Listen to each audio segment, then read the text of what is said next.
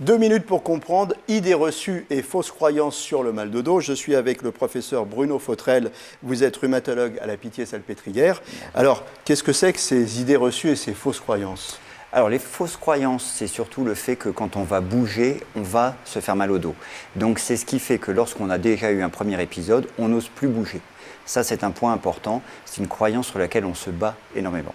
Après, il y a la notion de faux mouvement. Comme s'il y avait une bonne façon de bouger, une seule.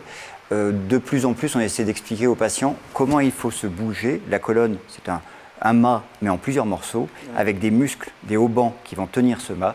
Et donc, pour arriver à bouger en limitant les contraintes sur le dos, il faut savoir utiliser ces muscles. Dans nos vies sédentaires, de temps en temps, on l'oublie un petit peu.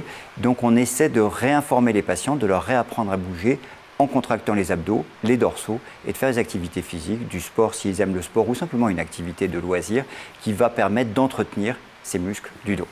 Ça, c'est pour tout le monde, à tous les âges. Ça, c'est pour tout le monde, à tous les âges. Et c'est beaucoup plus intéressant de fonctionner sur un mode positif comme ça que de dire « Ah, j'ai fait un faux mouvement et c'est ça qui m'a cassé le dos, qui m'a abîmé le dos. » Donc l'activité physique, ce que vous dites, c'est que c'est un médicament et qu'il faut en faire d'une manière préventive.